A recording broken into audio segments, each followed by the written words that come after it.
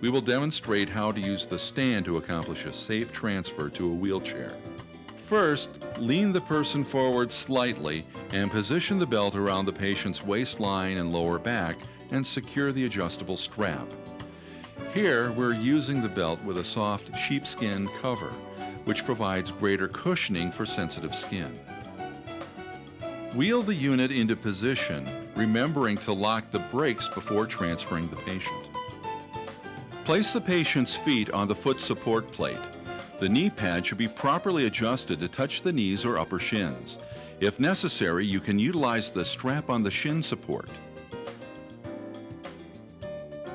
Next, attach the loops of the belt to the lifting arm of the stand.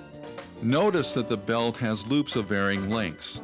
The longest is yellow, the medium length is blue, and the shortest loop is white. The choice of loop length depends upon the height of the patient.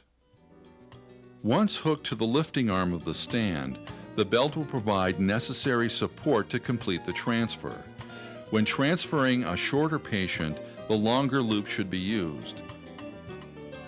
Conversely, if transferring a tall patient, the shorter loop should be used. A tall resident, when standing, will need the belt in a higher position. Therefore, the shortest or white loops are used. A short resident or patient will need the belt positioned lower, so the longest or yellow loops are used.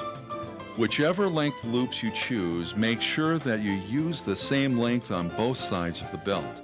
This will keep the patient properly balanced during the transfer. With the belt properly attached to the stand, instruct the patient to use both hands to hold on to the padded hand grips. They should then lean back or relax into the belt. You can now assist the patient to a standing position by pressing the up arrow on the hand control. Make sure the wheelchair is properly positioned and the wheels are locked.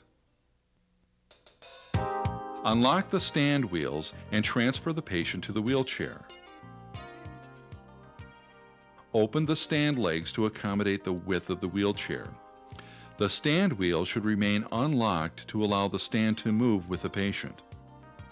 Knowing when to lock and unlock the wheels is very important in the safe operation of the stand.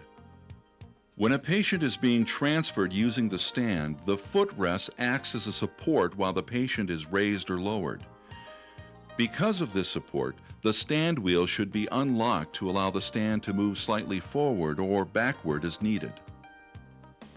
When ambulating a patient, the footrest is not used, so the stand wheel should be locked when raising or lowering the patient.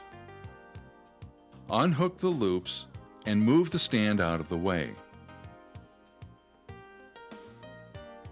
Place the patient's legs on the front plate and their arms on the chair. Be sure the patient is securely seated before taking the next step. Removing the belt is the final step in this safe and easy transfer.